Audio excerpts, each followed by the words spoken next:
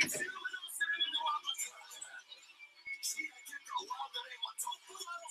on!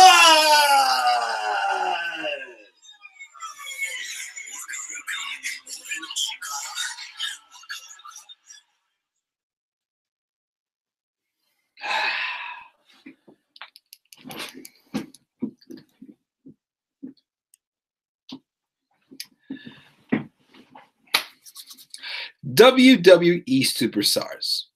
Come on! And think a little bit more outside the box here. Guys, that's going to be the theme for this video. As what is going on, guys? This is the Club with the Man 1993 coming at you for my special top 10 live stream of the week. Of course, as I mentioned, probably you know some of my earlier streams this week. Unfortunately, I was let go from my second job, so until further notice, unless if something else comes up, special live streams are now back on for Thursday nights. Right now, so we're going to get into a top 10 special this week, a little bit kind of off topic, and the next 2 weeks I have two in mind for prep for the Royal Rumble, of course, which I will explain this stuff towards the end, because I realize there is 2 other videos involved in the Royal Rumble that I have to do, I want to do before the Royal Rumble pay-per-view on Sunday, January 27th, 2019 at Chase Field in Phoenix, Arizona, home of the 2001 World Series champion winners, the Arizona Diamondbacks. But yeah, guys, so that'll be that. But of course, we're going to do this special live stream of the week. Now, of course, this is going to be a very interesting one. So this one, I need to make a quick disclaimer here for, what exactly we're going to be talking about in this stream here. So the title, as you see, is the top 10 WWE superstars who need to leave WWE in 2019. Now, when I say that, I am not referring to WWE superstars I think, oh, they suck at their job, they're going to get released. Like, the Dana Brooks, the Zack Ryders, the Ascension, the Colognes. I don't know why they're still employed and whatnot. Alicia Fox. So many other superstars who I'm just like, why are these guys even still here? Like, they're never used. They suck at their job, and I don't want to do. No, these are the top 10 superstars, which, yes, some of these guys are not really used that much at WWE, or they are, but they're just used properly. They're underutilized, and we have discussed before. So this is more so of a list of 10 superstars who I feel need to branch out a little bit, because in WWE, they're not getting the booking that they, deserve to be booked. These are talented superstars in the right promotion, under the right booking, under the correct creative team. Not Vince McMahon. Ooh, took a shot there. That these guys can be big-time stars, and but honestly, no, under Vince McMahon, they're not going to get to that caliber. And why I feel, there is a lot of different, wrestling promotions these days. New Japan Pro Wrestling, Lucha Underground, Impact Wrestling, which is picking up, Ring of Honor, anywhere else on the independents. Lucha Underground, and of course, the announcement of this week, AEW as well, and several other promotions as well that are out there that are really, just taking, wrestling, and it's shown also such as, the Cody Rhodes, the Nevilles, even, Chris Jericho right now, since he's more just exploring around the world, seeing what else is out there besides just WWE, of course, as he's signed with AEW as well, that WWE is not the place you have to go to make the big bucks. You can go anywhere else and to make the money. Like Cody Rhodes especially has shown that he does not need WWE to show how great he truly is. And you know what? Hats off to him. I give him all the credit in the world. But those are the superstars we're going to focus on this year. For this video. The 10 superstars who I feel that are talented, but they are not being utilized at all. And they need to leave WWE and just look for other options, people of companies that are actually going to, make them into the stars that they're going to be, of course. So that is what we're going to focus for this top 10 stream of the week. There is nobody in the live chat right now, which that sucks, but maybe some people will come on in join the stream. But of course, always, guys, if you do join the live chat, or if you're watching this video after, it is done live, make sure to leave your comments down in the comment section. Also, they always forget to mention too, if you want to have your own video response to any of my videos, whether it's special live streams or even Raw, SmackDown reviews, or any of my other topic videos I do, make sure to please, definitely post that as well. And even if you want to give me a link to check it out, I gladly will, guys. But let's get into this. The top 10 WWE superstars who need to look at themselves and say, come on, and look somewhere else, and to we'll go to a company that they will be treated much better and utilized better. So let's get started with that list. The top 10 WWE superstars who need to leave WWE in 2019. Starting off with number 10. Number 10, Bobby Roode. I've said this once. I've said this twice. I've probably said this 3 times. I've said this 1,000 times. Who in God's name thought when Bobby Roode first came up to the main roster that it was a great idea to turn this guy face? Oh, he's just glorious. People love him because he's glorious. Just do that glorious stuff and you'll just be fine. Just here's a promo. Just read it, just say glorious, and people will absolutely love you. That is not how it worked at all in NXT, Vince.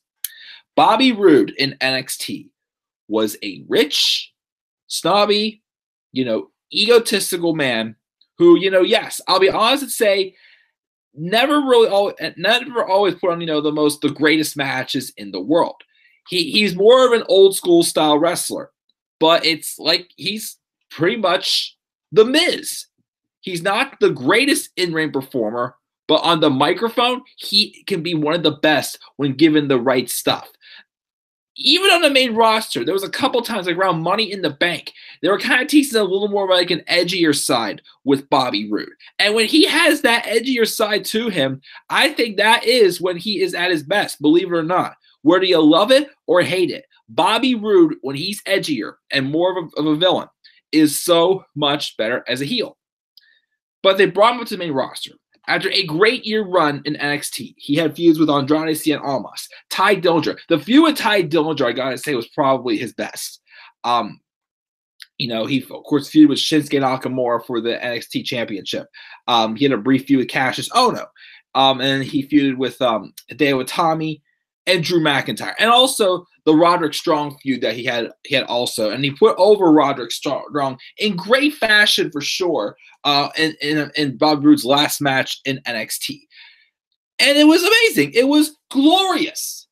But they brought him up to the main roster, and they turned him face. So I'm like, all right, people, love the guys. Let's give it a shot. And it just has not worked. He had one of the most lackluster runs with the U.S. title, one of the more forgettable runs. Not like someone else on this list. We'll get to it in a second, and somebody who I just did in my introduction. Come on! You'll know who we're talking about, of course, get later on this list. But he goes to Raw, and he just tanks even further. He doesn't win any matches. He wins one match, and then claims that he feels he should be in the running for the Money in the Bank. He wins the match and does nothing but lose. I hate to say this, but Bobby Roode was basically a jobber in the Money in the Bank ladder match this past year. I hate to say it, but it was true. And then what did he do with him after that? He had a very forgettable feud with Mojo Rawley at feud for SummerSlam. Then he all of a sudden teams up with Chad Gable, which once again, Chad Gable, wasn't the story of him coming over to Raw just so he could start being built as a single star? But no, once again, Chad Gable is playing musical chairs with tag team partners as he's gone from Jason Jordan to Shelton Benjamin, now to Bobby Roode, which they kind of, settled him down on being a little too excited about being Bobby Roode's tag team partner. But one, again, that's why the reason I call them Team Too Happy is because Chad Gable was just popping out and going, it's like he was like obsessed with all of a sudden, I'm Bobby Roode's tag team partner. Well, you realize Bobby Roode was doing nothing but losing, and he basically, I hate to say, but this past year, Bobby Roode hit rock bottom. Bobby Roode hit absolute rock bottom. And there's someone else on this list that even at the beginning of this year, I'm starting to feel that same way about him hitting rock bottom. And started to consider I probably could have put this guy higher up on my list for least improved wrestlers of 2018. But fortunately, I did not. I kind of lowered down, but he's up on this list of my number 2 who need to lead the company. But anyways, Bobby Roode's now tag team champion, but who cares? With how terrible the Raw Tag Team division has been, especially ever since last year's Superstar shakeup. You know, him and Chad Gable being champions are just jokes. And now they have Chad Gable now pretty much just taking over Bobby Roode's brand. And it's just, you know, it gives him something to do. But again, Chad Gable is his own identity. Bobby Roode is his own identity. But it's that bad at a point that even if Bobby Roode would turn heel right now, where would it take him? How is he going to be able to dig himself out of this hole? Like, I just seriously think the guy has hit rock bottom. Now, he's on my number 10. He probably could have been higher up, but he's in his early 40s at this point. You know, like what else could really do? I mean, he's had a run in I think, you know, Impact and TNA and whatnot. So I feel, you know, his career, you know, is probably almost over, I feel, for the most part. I just don't know where he would go, but if anyone who I feel, you know, should, you know, consider maybe, you know, trying somewhere else, could be Bobby Roode. I mean, he can go to All Elite for all I care. I mean, honestly, I mean, Chris Jericho is like what 48 years old now. He's going to All Elite. I mean, Bobby Roode's probably in his like early 40s. I gotta say now, like maybe 42, maybe. You know, he can go to All Elite Wrestling, maybe go back going again also. But I just don't see any saying for him here in WWE. I just really do not see it at all, and it's a shame. But you know, it is what it is. But that's why he's my number 10. It's more so because of his age.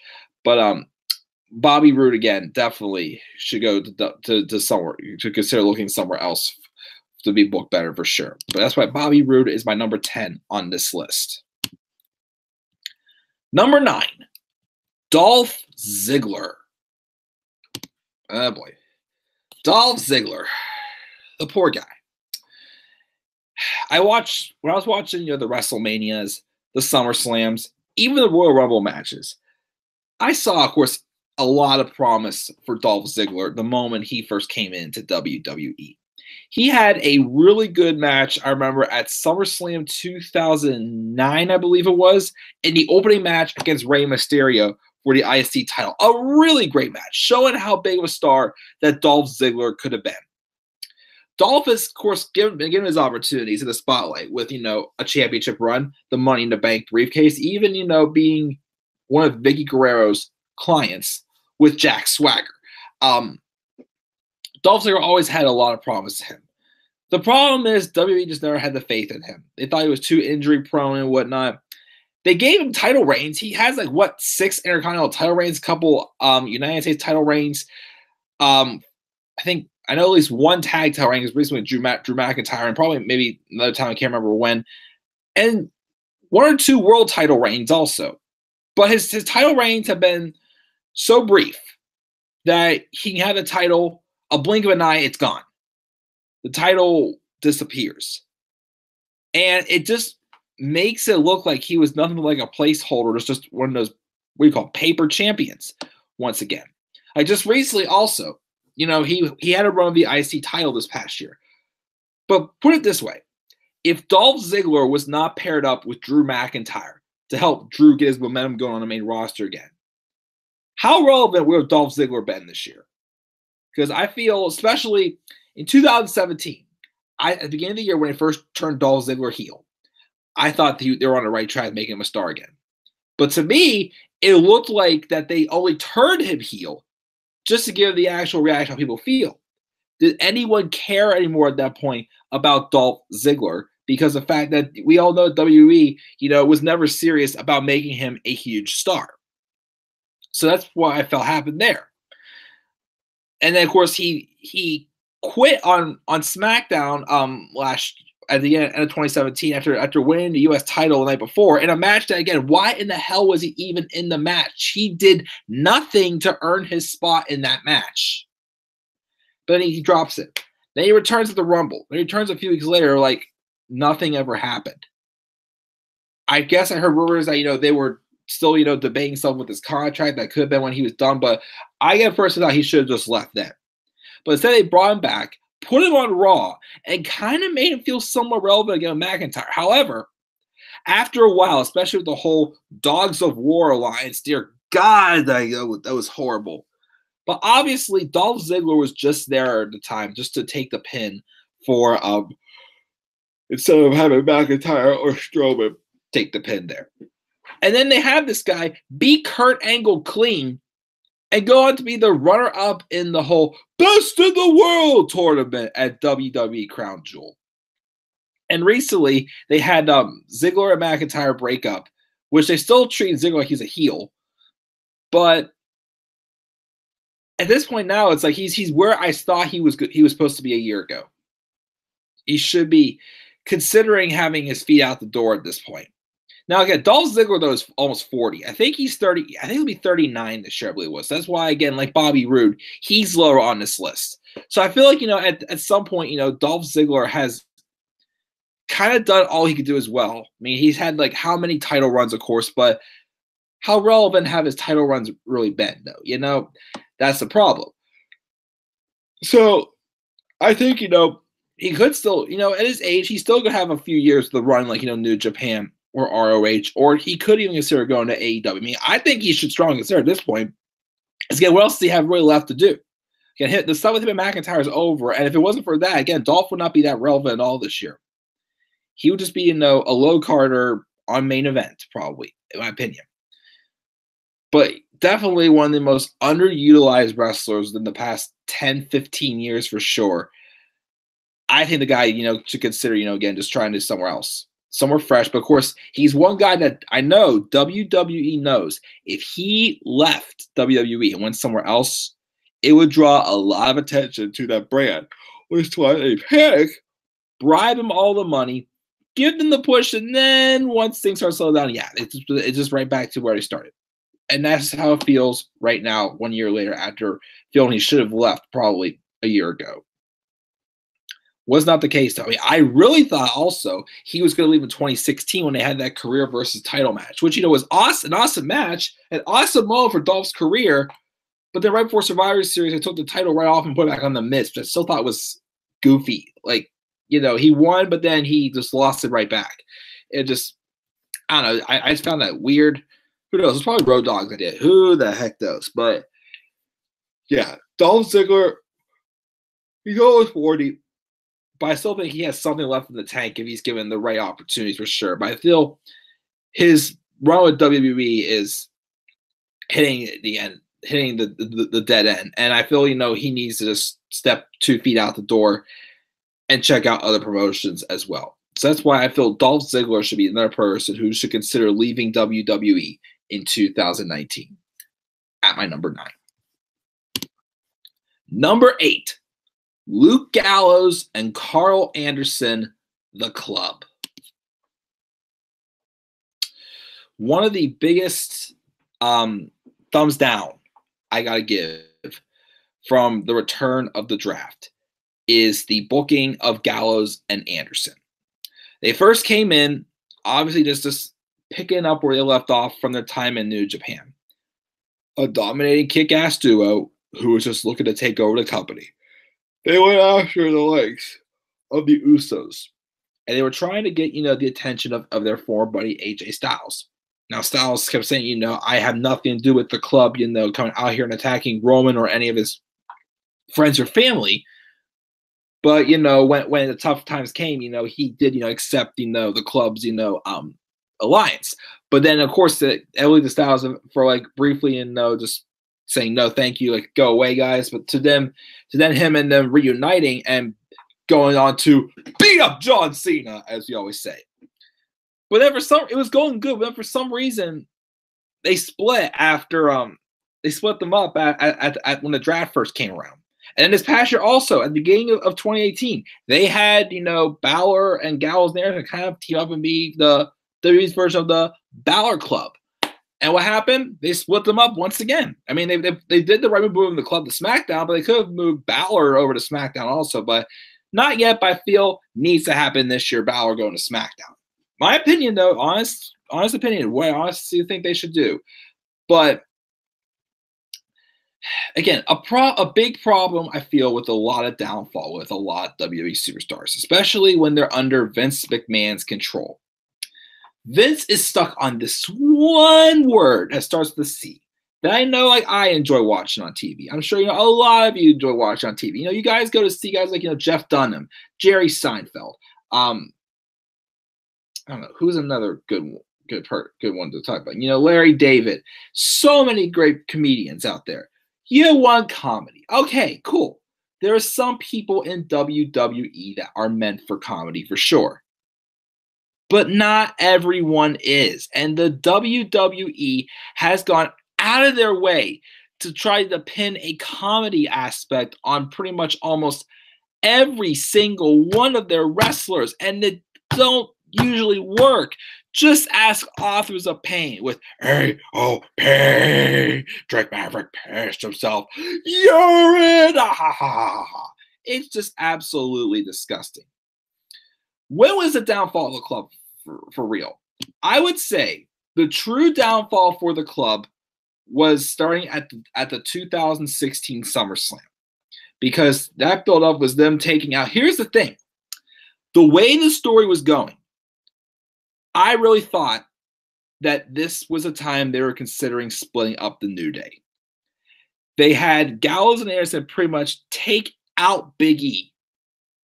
And, of course, that's all starting with, ring post-itis, which, I got behind at first, but then eventually it got kind of old.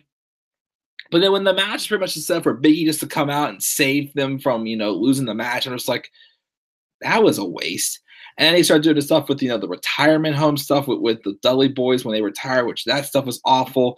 And, of course, the segment that everyone claims completely killed the club, The Old Day. Oh, dear Lord. And then they started around calling them a bunch of, what's it called now? Nerds! It's like, this is not them. Comedy is not for Gallows, and it is not for Anderson. Because ever since then, they became just another team. And they have not recovered.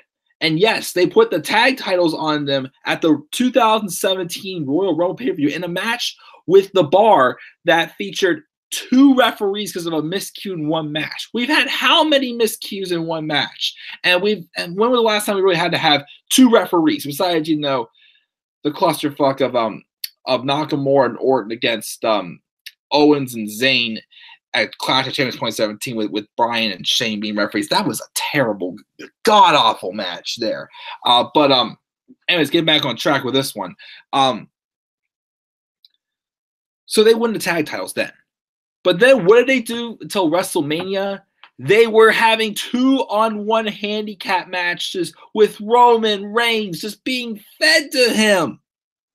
That made them look like some of the worst champions I've ever seen. And that's why, of course, that team in general was my worst tag team of 2017. I'm sorry, but, the Ascension, we said how many times they suck. But that year was just even more of a downfall for Gallows and Anderson. And then they moved them over to SmackDown, about time, but they're still not really doing much with them on there anyways. So I've heard their contracts do expire sometime this year. Honestly, they take a break from New Japan for a while, go back to New Japan. Go to ROH. Go to AEW. I feel New Japan would be a better place to go because they're more familiar with them. I'm sure them returning would feel more special for them, but gosh, just a very disappointing run for sure from Gallows and Anderson in WWE for sure. And that is why they're another team that I feel should consider leaving WWE in 2019. But that's why they are my number 8. The Club, Luke Gallows, and Carl Anderson at my number 8. Number 7, Tyler Breeze. This one was an interesting one. This was one of the last ones I could really think of because I gotta say, I think it is true. Or this person can go back up to NXT if you know what I mean. Fairly recently, about a month ago, or even just a couple weeks ago, Tyler Breeze appeared on an episode of NXT, being the surprise opponent for Ricochet for the NXT North American Championship. And getting a lot of notifications there. So he had the match, and again, I wasn't watching NXT full time until like right after NXT Takeover London. But of course, I did see Takeover I did see Takeover Revenge. I did see half of Takeover Brooklyn 1. Thank you very much to my Megabus for getting stuck in traffic that night. But and then I didn't see Respect, but I saw 1. But I saw Tyler Breeze.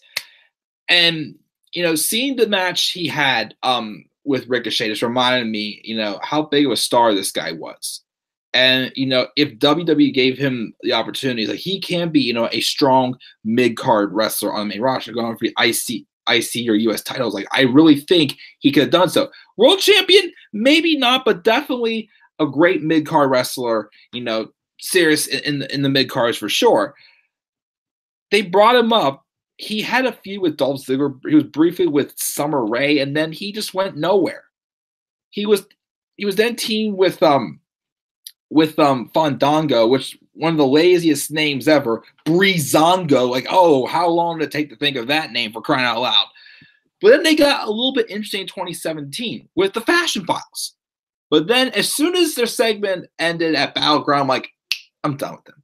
Because they said, to be concluded, who attacked the Fashion Police, blah, blah, blah, all that shenanigans. To be concluded at Battleground. It was not concluded at Battleground. And then how many weeks did they say that they were going to be appearing on TV and they didn't? So then like the Breezango just became irrelevant. They moved over to Raw, but then Fandango's been hurt and I don't know when the heck he's coming back. Which I never really cared for Fandango anyways. But then Tyler Breeze just, again, it's just been out there jobbing to guys like, Mojo Rawley or recently Dean Ambrose and others here and there. He just jobs to them. Like, this guy is so talented. He had such a different and great gimmick for him in NXT. And even though he wasn't full-fledged, he's not a heel or he's still a face, I appreciated in that match with Ricochet how they had him pretty much just go all out and be who he was again in that match. It just reminded me again how talented Tyler Breeze really is, and the WWE just will not give him a chance on the main roster. So, like, what's stopping him from saying, he can go to, like, AEW and, get the booking that he deserves as, Prince Pretty and whatnot. Or even in Ring of Honor. Or even in, in New Japan. Like, if anything, I'd say AEW for him. But Tyler Breeze could be an awesome mid-card wrestler. Sure. He could be an IC champion, a US champion. I don't know. I don't know how much he weighs. If he was 205, maybe he can go 205 Live maybe also if he sticks around with WWE. But I think he should consider it. I think for sure. And it just has not been fair to how he's been booked, as well as any of these guys on this list. But that's why Tyler Breeze is my number 7 on this list for superstars who need to leave WWE in 2019. Check the live chat 1 second. We got Mark and Lauren. What's up, guys? Mark is saying Ty Dillinger, Shinsuke Nakamura, Zack Ryder, Noah Jose, Shelton Benjamin, Mojo Rawley, Aiden English, and Dolph Ziggler, which is not a bad list. Some of those guys for sure. Ty Dillinger is definitely an honorable mention. He's not on my list. Maybe Zack Ryder as that, but again, I guess I said, I know you guys missed it being in the stream, but this list is more so 10 underutilized superstars that should consider leaving WWE. Not because they're going to get released because they suck at their jobs, like Dana Brooke or the Ascension, whatnot. This is guys like who are just underutilized. I feel should consider looking somewhere else. I feel, but feel free to keep giving me my list. Again, I'll read it more in a second, but yeah, so that was my number 7 though, is Tyler Breeze. I'll read you my previous ones after I do number 6. That way I'll be halfway through. Number 6 is Bobby Lashley. Either Bobby Lashley really does suck, or WWE has just gone out of their way to poorly book this man. Bobby Lashley, of course. When Bobby Lashley first came back to WWE, and I had WrestleMania 34, I'd seen a little bit of him from his run in 2007, I believe it was, or whatnot. He was in the middle of that feud with the Battle of the Millionaires with, Donald Trump and Vince McMahon, the whole thing with the winning a representative, gets to shave the other person's head bald, and then You know, he seemed like someone. But oh, this guy looks like he has a lot of potential. But I heard he'd been like in TNA, MMA, and whatnot, doing good things out there. So he's kind of like WWE. I'm like, you know what? Okay, fair game. The rumors of him even being the one to dethrone Brock Lesnar. I'm like, dang, the stage is set pretty darn high for this guy. Well, he comes back. And at first, it's like, okay, this guy's not too bad. But then until Backlash, I start realizing he's not really saying much. Like, why did he come back? I mean, other than him having a fallout interview at the Raw after Mania saying he just has some unfinished business here, which, okay, but go more into it. Who are you? Those who weren't watching 10 years ago, who are you, Bobby Lashley? And all I got to know from the first actual interview he ever had on live TV on Raw was the fact that Bobby had 3 sisters. Well, guess what, Bobby? I have 1 sister. Cool, we have something in common. But like wrestling, why are you here? What made you want to come back to WWE? Why didn't you go to New Japan or Ring of Honor, or Impact, or stay with Impact and TNA and whatever the hell you want to call it? And then the god awful feud with Sami Zayn makes me sick thinking about how bad that feud was. Bobby's sisters, and then of course Bobby Lashley. Big, strong, tough guy, 6'3", 200, 70 pounds. I can't remember how much he weighs. Coming out every segment, smiling, giving high fives, taking the microphone and saying, Sammy, it's good to see you again, buddy. When all he was doing was just a big guy going out there and just getting his ass handed to him every single week. Until he feuded with Roman Reigns, I cannot tell you the first time Bobby Lashley went out there to shut up the person who was just trashing him and just tried to beat the living hell out of him. The most he'd ever done was squeeze the crap out of Sami Zayn's hand and made Sami Zayn look like an idiot, as he did. It's just the scripted promos. And then I still feel bad for him because he beat Roman Reigns at Extreme Rules. He beat him. He beat Roman Reigns clean in a decent match. It wasn't, an A match, but I thought, it was a decent to solid match. It could have been better, yes, but I liked what I saw, and I was happy that Lashley won. Then they started singing up, we're going to have 2 triple threat matches. The winners of each of those matches will face each other, and the winner faces Brock Lesnar. So Roman Reigns loses, but he gets put into one of those triple threat matches. He wins, and then he beats Bobby Lashley the following week, taking that win at Extreme Rules, going, meant nothing. And what has Bobby Lashley been doing ever since then? Rockin' Robin, do, botchin' Rockin' Robin, do.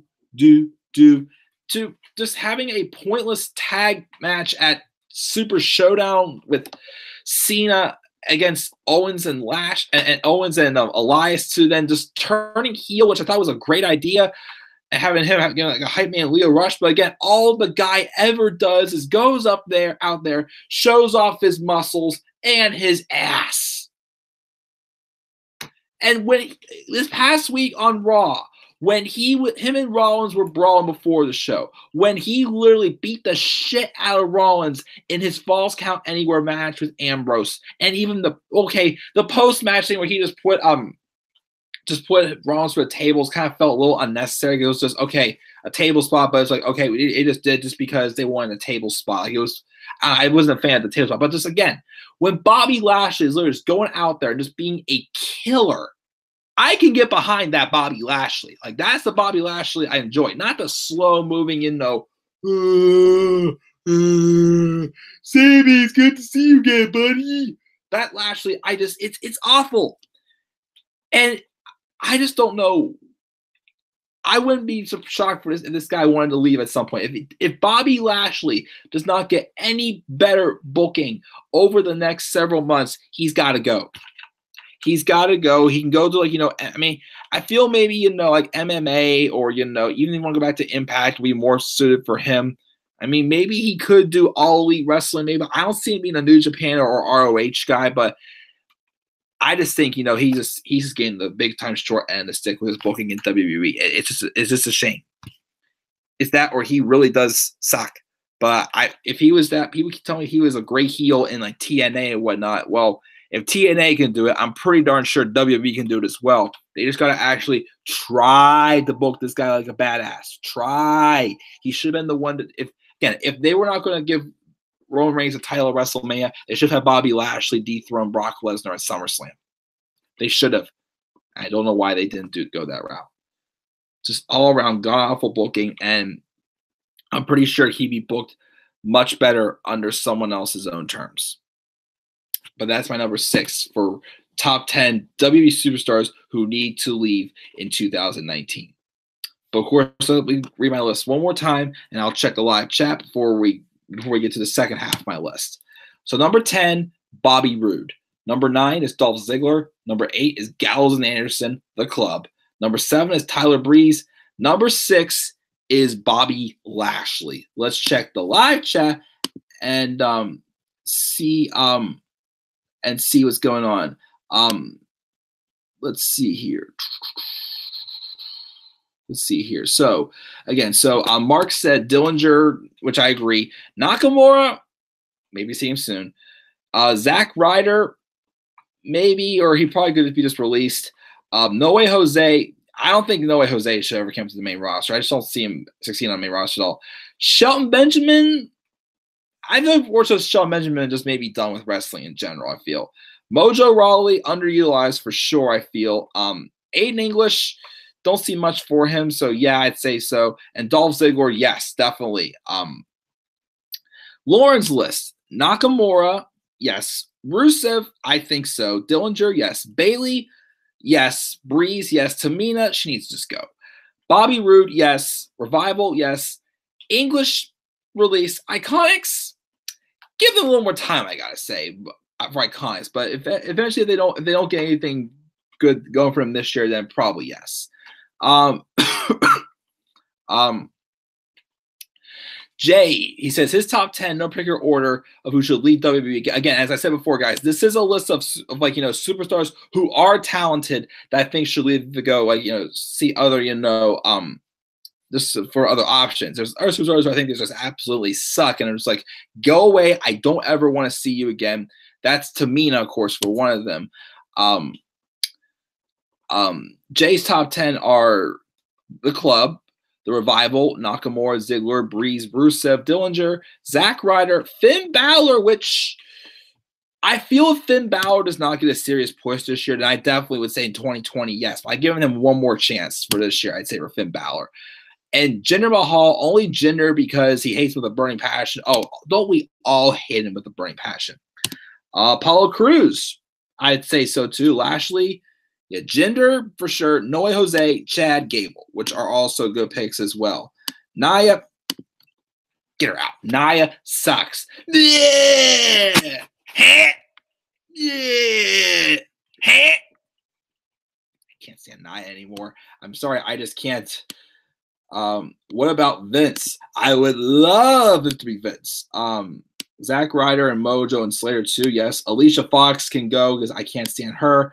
Something's wrong with YouTube and their notifications. I didn't get my notification. That is weird. That is definitely weird, guys. Lesnar needs to just not say just go and his final two. Lesnar needs to just go bye-bye, and the actions of Tommaso Ciampa. I am dead serious, guys. The day I am told that Brock Lesnar leaves WWE, I will literally come up on here and have a party. I will throw a big party because if Brock Lesnar's around, we're going to be having a crappy build for the Universal title. Because at this point, Brock Lesnar can leave and the Universal title can just go right with him. Because the WWE title has been utilized just fine. Well, except for Jinder Mahal's title reign, of course, in 2017. But WWE title, you can stick around, you can have all the fun you want. Universal title, Brock Lesnar, just go away. Brock can just eat that. Brock's a big man. He can just eat that Universal. Because once again, as I always call it, it's just nothing but a big fruit roll-up. Yeah, Brock needs to go. Lashley has as much charisma as a potato peeler. Love that phrase. Zayn Owens should leave to go to AEW. Honestly, I wouldn't be opposed to that either. I feel, Sammy's, being underutilized big time. Owens has been given his opportunities, but they just don't book him good at all. Like, Owens is, of course, one guy. Feels like he's getting opportunities, but you can tell he's more so just there to get his paycheck. So I would definitely, not be opposed to that at all. Mickie James, because she was a 6-time champion, now I feel like WWE's treating her like a jobber, which better recently. I think she's been booked better ever since they a little bit better ever since they gave her a title opportunity with Alexa Bliss at TLC. But yeah, still they haven't really made her feel that special. And again, why on earth is her and Alexa team up again? It just made no freaking sense. None whatsoever. Yeah, Shelton, we talked about that. Strowman, I would consider on this list also because Rumble's his last chance, and after that, it's like I just don't believe WWE's going to have anything to do with them at all. Let's see here. Lashley's on Facebook. Moving to SmackDown won't do anything for him. He feels, which could happen, but we will see. I don't understand why they had Lashley win in the pay-per-view against Roman, but lose on Raw. What the fuck? After that, I would have been pissed off and told creative to F off. I would have done the same thing. Completely agree. I felt so bad for Lashley. Get that big win, and then it means absolutely nothing. I seriously thought going home from Extreme Rules that night, I'm like, oh, we're going to need Lashley and Lesnar at SummerSlam. And even if they wanted to do Roman and Lashley for the title afterwards, fine. Because I was sick of seeing Roman and Lesnar. I was so sick of that feud. I just wanted it to end, to die, to go into the freaking garbage can. But no. They slapped us back in the face by giving the belt back to Lesnar afterwards. Jeez. But anyways, Lord Mrs. Lashley was on ECW. Mike Kanellis, she feels, also needs to go. Which, I don't know, again, Mike Kanellis, again, on 205 Live so far has been all right. But again, I feel like, Mike Kanellis is more just there just to have Maria Kanellis stand out, I feel. And I feel, because it feels like Maria Kanellis' characters, it matters more in this alliance than Mike's, I feel it does. And I feel like that's coming out on 205 Live, but I feel they need to give him the more opportunities because I do like where it's going. Not just because Maria Kanellis, it's not just because Maria Kanellis came out their first time on 205 Live in that really hot black dress. Again, seriously, I'm just like, hey, Mike, I got the same name as you, but you want to switch last names for a night? Just kidding, guys, of course. I'm not that type of guy. But anyways, let's see here. Kanellis, he could use some improvements for sure. I agree. Byron going, I can kind of say that he's kind of boring. No offense. The club should go as well and be a team. Ziggler for sure. Big Show. I mean, again, I respect Big Show definitely, but I think it's time for him to retire. I think like he under more so like the guys who need to retire. I feel. Nakamura should go back to New Japan or AEW. 100% agree there. Completely agree there. But we'll talk about Nakamura in a little bit. Yeah, Big Show needs to retire. Almost, nah, I don't think Almost. I think Almost is starting to get somewhere, I feel. Mavericks heel team, the Authors of Pain. Maybe we'll see what happens in 2019. Miz, nah. Shane or Stephanie, nah, I don't think so. Taker and Kane need to retire. Cena might be getting close to retirement again. Let's have him seriously booked when he's around, and I say he would more so just retire. Sasha Banks, get ready. Mickie James, we're going to talk about her. Mysterio, a couple matches I'd like to see from him in WWE, I'd say. So maybe not quite yet for Mysterio. Orton, on a part-time schedule, I'd say, but I don't think completely done yet. Jeff may be getting near, though. Triple H started to slow a little bit, but he doesn't have to retire quite, but he's definitely running out of, dream opponents for me, in my honest opinion. I'm going to guess that your number one is Vince McMahon, Mike. I really wish I could have gone with that route, but he's not on this list at all, but that actually would have been a good one. Ronda, R-Truth. I know what's going to happen with Ronda because I heard rumors that SmackDown at one point on SmackDown that way because since Fox has going to be having SmackDown, but but I heard rumors. I thought she was not going to be in WWE anymore after this year because she wants to eventually have kids. So I'm not sure what's going to happen with Ronda Rousey. I would say she would at least stay until the 4 Horsewoman match, and then maybe we can see where we're going to go from there. Because they are kind of like rapidly giving her start giving her the bigger names now to have matches with, as you can see also. R-Truth. You're going to say yes, but he feels like he's some kind of an act left. I don't feel he has that long left either. Renee Young, nah. Bray Wyatt, maybe.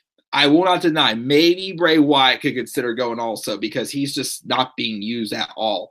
And I don't know what the heck they're going to do with him when he finally comes back, if they ever do bring him back. Angle and Jordan, we'll see with them as well. But Angle might be close to being just done in general. Sheamus, maybe near retirement. Cesaro, we'll talk about him. Rowan, I more so say be released. I'm not really a fan of Rowan. Harper should be a singles competitor, but he can be a good honorable mention as well as a single star. EC3, Lacey Evans, still got to see what they can do on the main roster. Lana, I don't know. Naomi, the Bellows, maybe. SmackDown ring announcer, not sure. JBL, don't care about him. Otunga, don't care about him. Where has Brian Kendrick been? 205 Live. Vince needs to step down. I agree. Carmella, maybe not yet. Kurt Angle, already talked about him. Paige, well, she's clear to wrestle, maybe. Sonya and Mandy, give them one more time, I feel. Sandy, give them one more time. Ambrose, nah, not yet with Ambrose. Roman, well, see where his health goes. But let's get back to the list, though. Thank you guys, though, again, for my top 5 now. But keep stuff coming in the live chat, though, guys. All right, so actually, I'm going to combine my numbers 4 and 5 because they're both pretty much the same boat. Well, one of them may have got a little bit more back because she is now in a title match. Holy shit, she's in a title match at the Royal Rumble. After how long? WWE finally is giving her a chance at the title scene, but of course her 2018 was dreadful. Both these women, numbers 4 and 5, are Sasha Banks and Bayley, or if you want to call them the Boss and Hug Connection. After hearing some of these backstage stories, how the hell did these two not leave WWE in 2018? 2 of not just the biggest women stars, but 2 of the biggest stars in the entire company at one point when they were both down in NXT. They put on a legendary classic at NXT TakeOver Brooklyn, a match that I was honored to see in person. I saw that match in person, and I wasn't even watching NXT full time yet, but I was able to easily get behind that match because I could easily see who these 2 women really were. As you know, of course, Sasha Banks ready to come up. Bayley knows still has some time to have her run down in NXT as well. But these 2 were 2 of the biggest stars in this entire company. Brings them up to the main roster. Sasha had a great feud with Charlotte. Would be nice if she would have, retained her title in a match at some point. Bayley came up, had a very poor title reign, and it was just booked to be looked like instead of a fangirl that all the girls wanted to grow up and be, she ends up being just a delusional idiot. They booked her as. Oh my gosh, it was god awful. And then they seem to start teasing that feud with her and Sasha. I'm sure we've been wanting to see, and I've been wanting to see that heel turn from Sasha Banks since WrestleMania 33. I, honest to God, thought WrestleMania 33 was when the heel turn from Sasha Banks was going to happen. The earliest time I thought it could happen. But then it didn't. They started to tease them, having a feud. Well, actually, again, I thought WrestleMania 33 build over the summer to a match at SummerSlam in 2016. Nope. Well, it was 2017. Nope, that did not happen. Okay. So last year they started teasing something, but it just went on and on and on and on and on and on for the entire freaking year. And then, of course, they finally started getting serious about it again. It's in the summer whenever Bayley just snapped and beat the living hell out of Sasha Banks, like right after Money in the Bank, and it was an excellent segment. But then the momentum came right to an end because they immediately sent them to counseling. They brought back Dr. Shelby probably for a review, but you never heard anything they did in there except for them mocking each other's gimmicks pretty much. Then they teased a love angle between them, which was weird as hell. I mean, again, if you want to do that, I'm sure some other people in WWE would fit that, but I didn't see that for Sasha and Bayley. And here's actually, I was going to do a video on this, but I didn't get to. The other day, I read a rumor that apparently the story was going to be, the reason why they're starting to tease something then with the whole, counseling session went on, them being back on better terms, is because apparently they were supposed to win the women's tag titles at SummerSlam. That was apparently the plan, which shows right there that they were basically just recycling the Team Hell No storyline. And it would not work because Sasha and Bayley had been on better terms before. We already knew they were friends. This is their friendship imploding, and now they're trying to remend it, which looked like they barely even did anything to do it. They just said, okay, we're good again at one point. No, Daniel Bryan and Kane were not that, didn't have a history together. They were just brought together by that thing. That's what made it work. This did not make it work at all. But the reason why it did not happen, you want to hear the reason why it did not happen, guys? It's because Vince McMahon did not like the designs of the title belts. Thought they looked like toys. So because of, the designer's stupidity, Sasha and Bayley suffered the whole entire 2018 jobbing out and just having the same match every single week to the Riot Squad. Where if it was just like a 2-on-2, or Ember Moon or Natalya joined them, or someone else just joined them for the hell of it because they felt like it. If they wanted to make this like a feud for the tag titles, I couldn't get behind it because we've seen the match how many times. Now my question is, when are these tag titles coming? When are they coming? Sasha Banks is now in the title scene, which is perfect because that's where she should and she belongs. But with the bad booking, again, until Sasha Banks gets this title opportunity at the Royal Rumble, the last time Sasha or Bayley even had a title opportunity was at the Elimination Chamber last year. That is just absolutely pathetic. How on earth did these two not leave WWE 2018? I would have been so happy. I mean, I love the two, but I would have been so happy for them if they would have chosen to leave. It would have been the best decision for them. But of course, with Sasha already getting a title opportunity, we'll see what they have in store for 2019. Could they maybe keep them together? Will they have a run with the supposedly women's tag titles that are coming? But I don't know what the heck's going on with them because we just had Vince McMahon Claus, or you want to call him, announced that they were coming. So who the hell knows? But either way, if these two do stay in WWE, at least one of them, especially I'd say Sasha, has to go to SmackDown. They have to. Has to. Even if both of them went to SmackDown, it has to happen. Has to happen this year. If they stay up, both stay on Raw, goodbye. Go to AEW. Go to New Japan. Go to ROH. Go somewhere where you're going to be treated like the star you are. Look at Emma. Tennille Dashwood now. Doing great on the indies right now. Another underutilized star for sure. You could go follow her footsteps.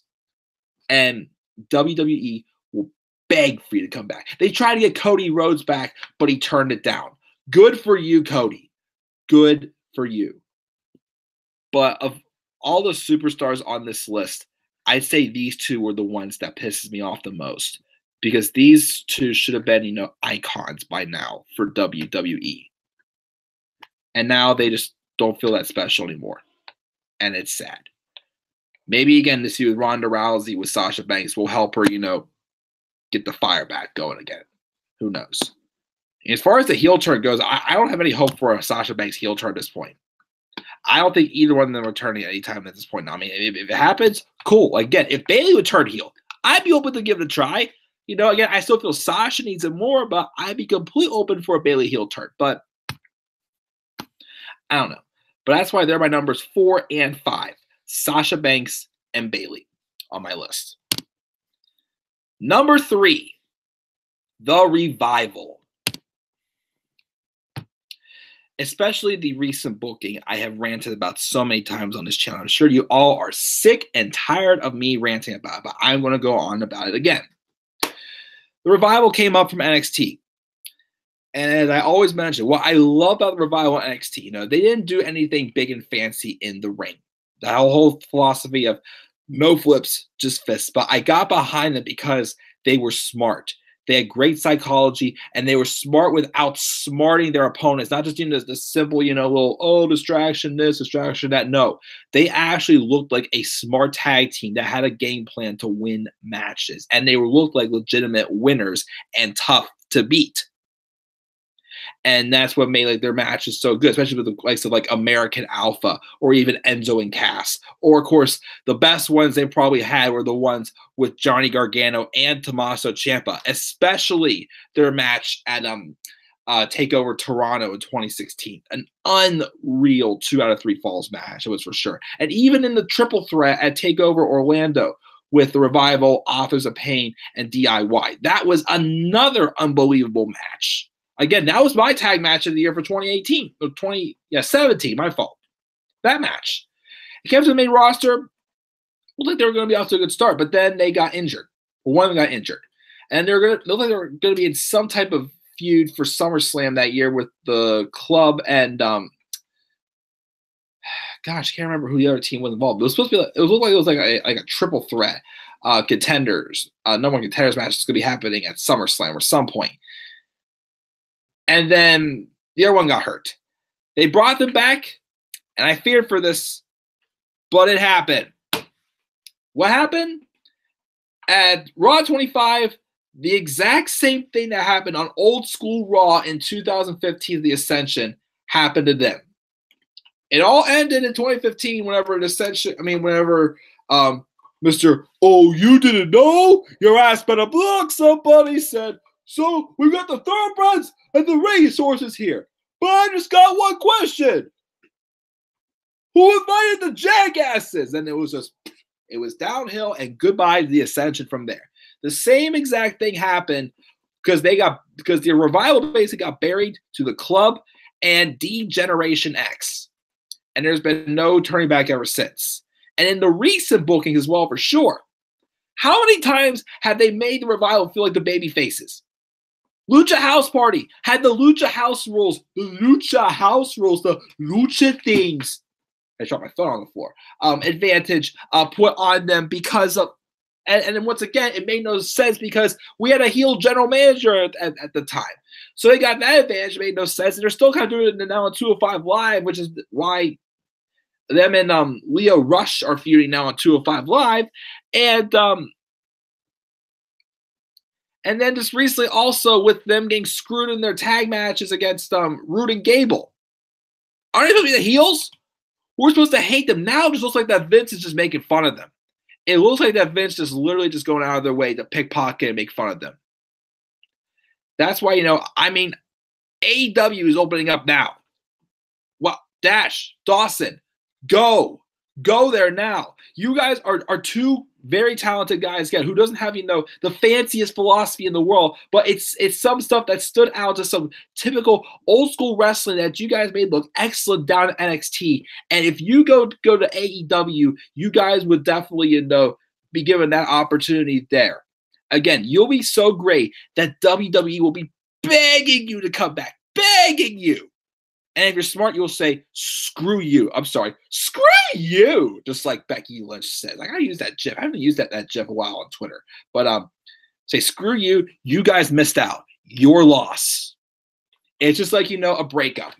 Whenever, someone breaks up with you, but you find someone else, but then that person wants you back, and they say, nope, I found someone better.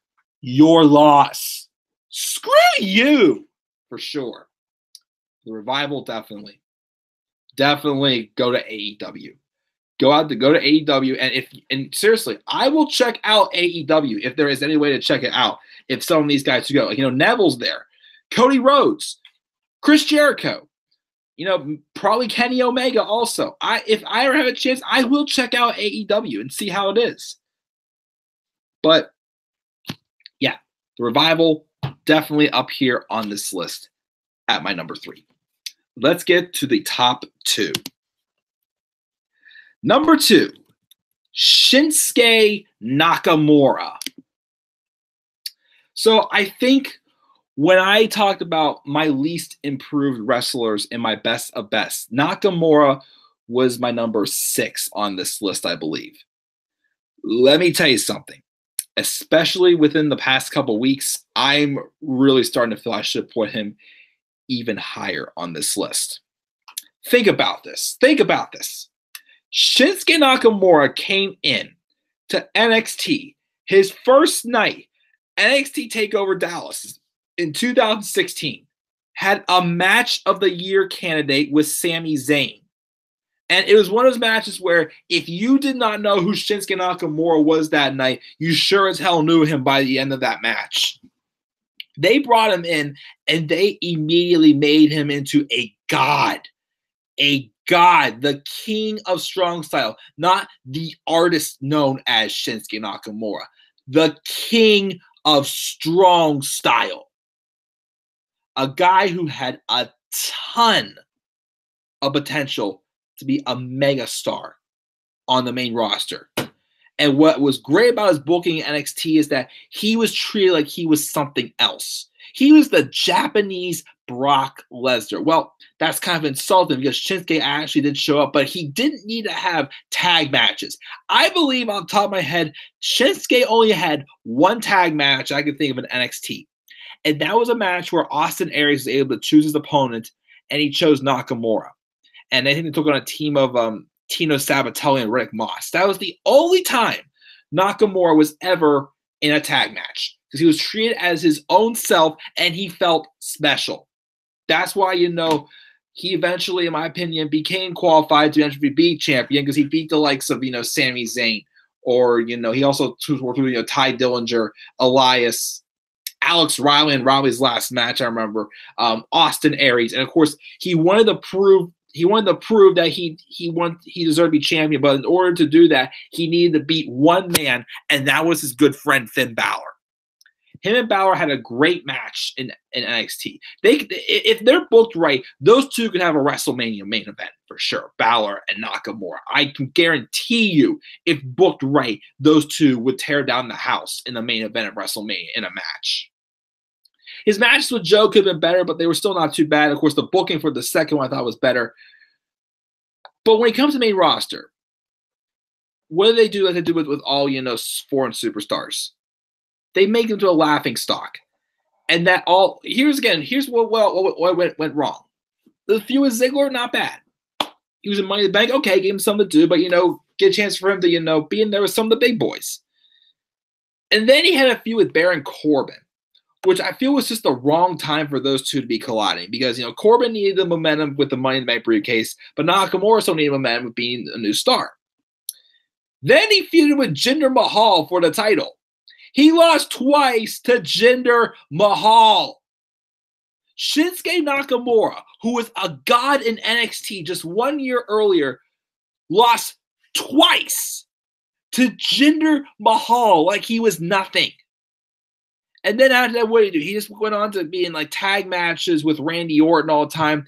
He was in the Survivor Series, men's Survivor Series match here, but he looked like nothing, of course, in the match. And then he won the Royal Rumble, which, okay, cool. I wanted him to win the Royal Rumble.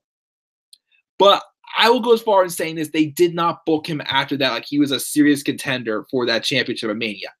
And that's why I was kind of glad they didn't put the title on him.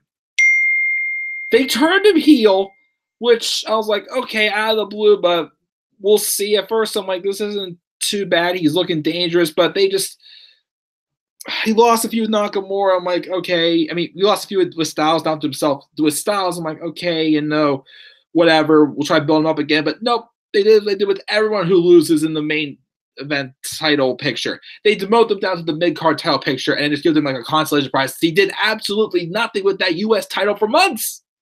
He showed, I felt like he was just a jobber. He shows up, and I feel it's just an episode of main event because he just did not feel important at all. And I'm sorry, I cannot get behind this feud at all with him and Rusev. It's awful dialogue. Rusev sounds like an idiot.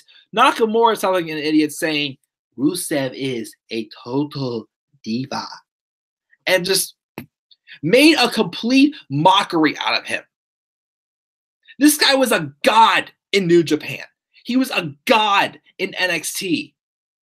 And now he's a laughingstock on the main roster. Like, I literally said the other night when I was texting my friend Dan during SmackDown, I said, I'm sorry. I can't get behind him anymore. I cannot. I can't even predict any Mania match for him to be in at this point this year. I mean, if he was booked right, for sure, he could have classics against, like, Seth Rollins. Even if Roman Reigns is healthy, I wouldn't have mind seeing the match with Roman and Nakamura. We got a preview one from the Royal Rumble last year, which, again, Nakamura looked great in the Rumble. But afterwards, no. I'm pretty sure a better booked Rusev and a better booked Nakamura would be a great match. Nakamura and Daniel Bryan, I still want to see that match. Now I'm not too sure right now. I don't know, but it just, I think he should go back to New Japan. I thought his contract expired sometime this year. I seriously think he should consider going back to New Japan. I think that's where he belongs. I think he'll be booked much better there, face or heel. And, he'll feel like a god again. He won't be a laughingstock. He has a lot left to offer for sure. He has a lot left to, I think he's like 37, 38, I think in his late 30s, but he has a lot to offer still in the tank. WWE just made him into a laughingstock.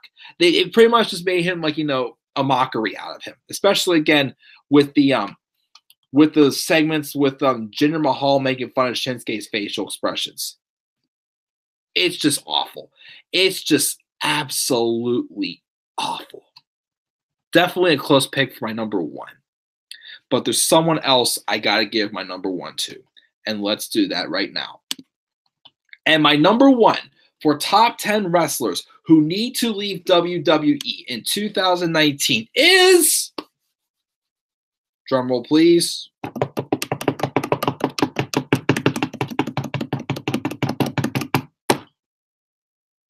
the Swiss Cyborg, the Swiss Superman, Cesaro.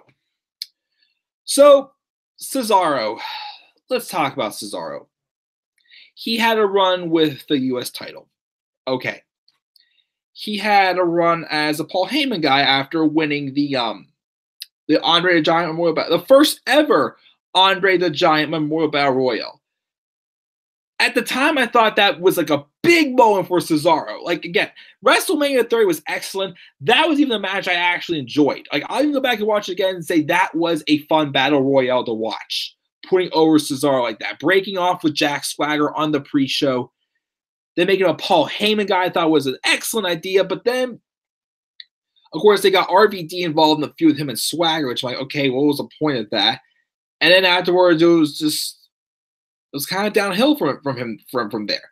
And I heard this sometime last year that the only reason why they paired up Cesaro with Paul Heyman was to have an excuse for Paul Heyman to continue to be on TV, to constantly remind us that his client, Brock Lesnar, conquered The Undertaker's undefeated streak, which, okay, makes sense, but you could have at least booked Cesaro much better with that role. You pretty much just had him there just for Heyman's sake, not for Cesaro's. They didn't give a shit about Cesaro's sake. Oh, he's Swiss. He's missing something. No, he's not missing anything. The guy has some freaking charisma, for crying out loud. The guy never gets tired. There was one match in 2016. I remember one time we were talking about our review video, like, where the guy literally just like went from like one end to the other, like all over the outside of the ring, doing all of the goofiest things you could ever think of. And it was just amazing. He had the Cesaro section, the Cesaro swing. The guy just never gets tired. He flies. He is amazing. He's like a bigger version of Tyler Bate. He can pretty much match up with any style of wrestling.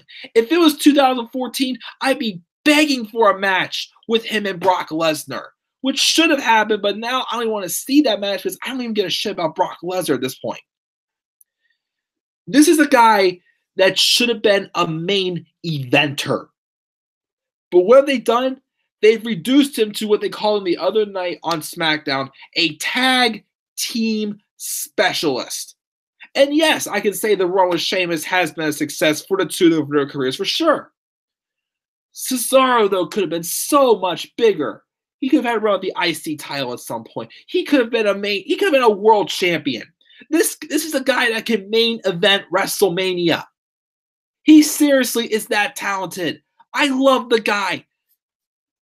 I would meet the guy if he was ever at, WrestleMania. I would definitely, go over there and get an autograph from Cesaro. I definitely would.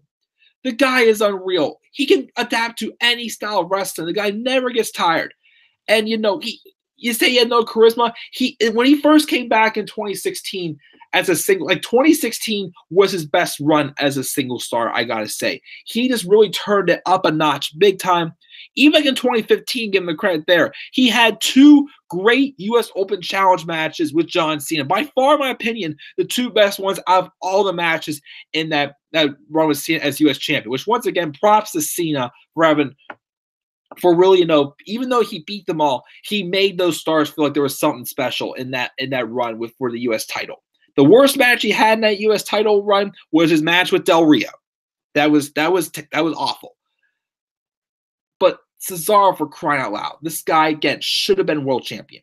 He has not even gotten a world champion opportunity since 2014 when he was in the Elimination Chamber. That is how long it has been for Cesaro getting a world title opportunity. If they want to keep him and Sheamus together without the tag titles, fine. But you know what? He can still go after the world title. He deserves it. My gosh. But WWE is not going to pull the trigger on him as a main eventer. Nope, they're not. I know they're not, but I feel the guy deserves it. But this guy could easily go back to Ring of Honor, or he can go to AEW. I say Ring of Honor or AEW for Cesaro, and he could easily be a contender for a world title. For sure. Definitely for sure. This guy has so much talent that the WWE is just holding back on him. I know he's probably 38 right now, but he has a lot to offer. He hasn't hit the highest peak of his career yet. Yes, he's been tag champion 5 or 6 times. Cool. You know what? He deserves it, but he's a lot more than just a tag team specialist. When they called him a tag team specialist, I'm like, no, you damn right he is not just a freaking tag team specialist. He is a Superman. He is the man that should be headlining WrestleManias. He can headline, an ROH pay-per-view. He can headline an AEW pay-per-view for sure. But he is someone I feel, has just, he's given WWE a lot of time. And you know what? I respect him for that. But this guy deserves a big push as a single star. And I feel he's not going to get that in WWE. He's going to get that in AEW or ROH. Which is why I feel he is my number 1 superstar who needs to leave WWE at some point in 2019 if he's not going to get that singles push this year. But that is why Cesaro is my number 1. And guys, that is my list for my top 10 superstars in WWE who should consider leaving the company in 2019, depending on, of course, how some situations are. But some of them are all right, yeah, get out, go. But we'll go over the list one more time. Number 10 is Bobby Roode. Number 9 is Dolph Ziggler. Number 8 is The Club, Gallows and Anderson. Number 7 is Tyler Breeze.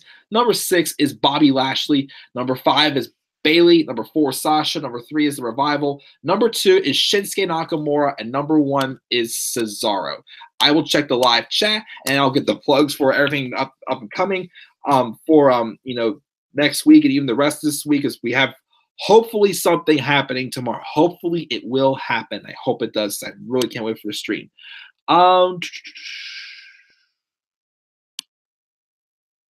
Let me see here.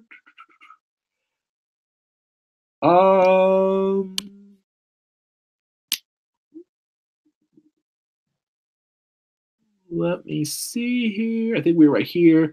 Natty or the Riot Squad? I wouldn't say them maybe yet. At least they're finally pushing Sasha. We'll see how that goes.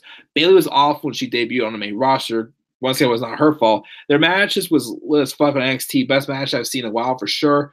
When Troy takes over, will probably revive their careers if they're still around, of course. Alexa,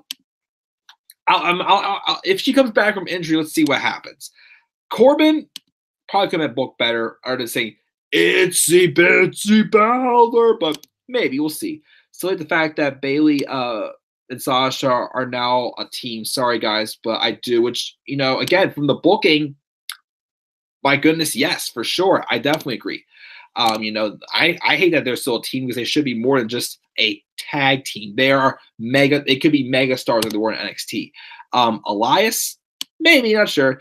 WWE never went along with the love story for sure. Ember Moon, so give her another shot this year. Watch Sasha Bailey still be the first ever women's tag champions? No, thank you. Can Bailey turn on Sasha? Can one of them just turn on the other already? Either one. Sasha's her third favorite on the roster, but her treatment is shitty for sure. Brie and Nikki, starting to feel they might be done with in-ring competition. Brian, not yet. The Usos, I think the Usos are fine. Rollins is fine. Drake Maverick, who knows? Revival will thrive in AEW, to be honest. Thought they were called up early from NXT, but if they go to SmackDown, maybe they'll get treated fair. I mean, maybe, but think about it too. They had 2 long runs with the NXT tag titles, so I thought they were ready. It's just, they probably lost faith in them after they got injured. NXT is successful because of Triple H. I'm telling you, Triple H can fix careers if Vince steps aside for sure. Road Dogg's to leave also. She's going to head out though. Love your rants and choices. Sweet dreams. See you tomorrow. See you tomorrow as well. Lucha House. I wouldn't say Lucha House Party needs to leave, but they need to stop being booked like they're getting advantages and whatnot, but it shouldn't be. I guess Lauren did not leave. She stuck around still. Nakamura can wrestle, but why did they ruin him? I think Vince Moon because of his English, which is screwed up for sure. Yeah. Nakamura definitely can wrestle. Nakamura can be awesome, but with the booking recently, I'm just sick of it. I just can't take it anymore with him. Asuka, let's see what happens with her title reign. AEW does look awesome. Cody Rhodes and Neville refuse to go back to WWE, which once again, good for them. Nakamura was never a heel in NXT. Again, I give Finn Balor one more year, and if WWE still does not get it right with him, then I definitely say 2020 you should consider leaving. NXT curse, if you go up to the main roster, there is. Honorable mentions, again, Ty Dillinger is definitely one of them. There's a couple of them, maybe Mojo and Zach. But again, I think, it's time for Zach Ryder just to kind of move on as well. So I'd say maybe he's an honorable mention. I don't know. Jose, I don't really see too much in him. Apollo Crews might be another candidate also. Luke Harper, I'd say, would be another honorable mention because, well, not just for a release because he's not the greatest job, because he's definitely been underutilized as a single star as well. And Bray Wyatt also, maybe Braun Strowman also, if he's not going to get booked right. If again, Rumble is his last chance for me, I feel. If he doesn't win the title there, then I'm done. I'm done having faith that WWE to push Strowman to where they're going to be, because they're going to keep putting him in cycles and whatever. Then when he gets to the big stage, boom, that's it. Let me see here. Not only did Nakamura lose to Jinder, Orton did too. Yeah, that was screwed up. The style of the War Match Mania was so bad, but better. I wouldn't say it was bad, but it was more so just average to decent. Again, I wanted like a megastar classic out of that. But compared to what I wanted, no, it was not that good. But I wouldn't say it was awful either. But it wasn't extremely good. Their better match for sure was definitely their best match for sure was definitely the match at Money in the Bank. Samoa Joe, maybe. I'm not too sure about Joe. A Nakamura and Orton feud. I wanted that feud like for Fastlane last year. Like I wanted like Nakamura to have like this match with Orton with his '1 contendership for Mania on the line. That would have been an awesome match for Fastlane, but nope, didn't go with that. US title, sure. Yeah, I heard Nakamura's contract is up this year. Watch Shinsuke versus Ray versus Almas versus Rusev at Mania 35. I personally just wanted to be just Almas and Ray for the US title. She's checking out now. It's okay. See you later, Lauren. Mike, do you think the reason they gave Banks a title shot is because they're starting to build up the 4 horsewoman match? They could. I mean, I'm not too sure. I mean, that's why I realize, which again, with that happening, again, it's not going to surprise me if not Sasha, she's in the match, but if Becky and Charlotte get involved in the match. And I feel, I really think, Rumble and Mania, they're really going to start teasing the 4 horsewoman match, which again, I think should happen at either. I don't see it happening at Mania this year, but I think it should happen SummerSlam, Evolution, or Survivor Series. And I remember, I can't remember if it was you, Mark, or Jay, but someone suggested the idea, and I agree. It should be a War Games match. These are four women meant to be called like these like four icons and whatnot. Even if they're not been booked right, you know, in their main roster careers, these are four icons for women's wrestling. They should make a big statement by having a War Games match. They're about making history. Why not make history inside of War Games? It could be, again, the main event of SummerSlam or Evolution or Survivor Series. But I feel it has to happen by then. If not, I feel like it'll get dragged out. War Games. Four horsewomen versus four horsewomen. Let's do it. But it looks like that will be it for this stream, guys. Again, I posted earlier my NXT UK TakeOver Blackpool predictions. You can check them out if you want to. I will be doing a live review of that on Saturday. I don't know if I'll do any live reactions, but I want to watch that Saturday night because I have some stuff going on during the day, so I can't watch it when it's on at 2. But I'll save it for Saturday night. Tomorrow, hopefully tomorrow night, as long as all goes well, nothing else last minute happens, we will be doing the Year in Review Awards video on Dan's channel. Hopefully tomorrow night. Hopefully nothing happens. Please don't. I really love that video. I want to do it. And of course, you know, I'll be doing my next Harry Potter Let's Play tonight also, and, you know, trying to continue all of my video game Let's Plays and baseball stuff, you know, throughout the weeks. Maybe start my next Wolfenstein Let's Play very soon, which is going to be Adam Project. And then next week, of course, you know, Raw, SmackDown, NXT UK, 2 of 5 NXT reviews. And then also, since we're 2 weeks away from the Rumble, I still want to do to catch up with the recap and review series from I did last year around this time. But I want to watch the 2018 Rumble matches again, both men's and women's, and do what I did last year, just recap and review them again. I'm sure I may have some different thoughts on them now. Now it's been a year later, but once again, we will see what happens when I watch them both again. So, guys, we'll have that coming up, and then we're getting very close to Rumble season, of course, which is we're already getting closer to being on the road officially to WrestleMania 35, as I am, of course, getting closer to that day where I will be live at MetLife Stadium to be seeing WrestleMania 35 live in person. I am so excited, guys, and I cannot wait, and I look forward to sharing that with you for sure on this channel. So, guys, once again, who are your top 10 WWE superstars who you feel need to leave WWE and explore other options in the wrestling business? Leave your thoughts down in the comment section below. And be sure, as always, click that like and subscribe while we're content on my channel. Follow me on Twitter at TheManAirborne93. And, guys, I will see you guys all later, whenever that may be. Hopefully tomorrow night on Dan's channel. Again, the video is a lot of fun. We do a Year in Review Awards video with myself, Dan, and Robbie. But hopefully you guys see you then. So until then, guys, I'm checking out. Have a great rest of your night. If I don't talk to you guys tomorrow, have a great Friday. Have a great weekend. I'll see you guys definitely Saturday for my NXT UK Blackpool review. So until then, guys, have a great rest of your night, and peace out, everybody.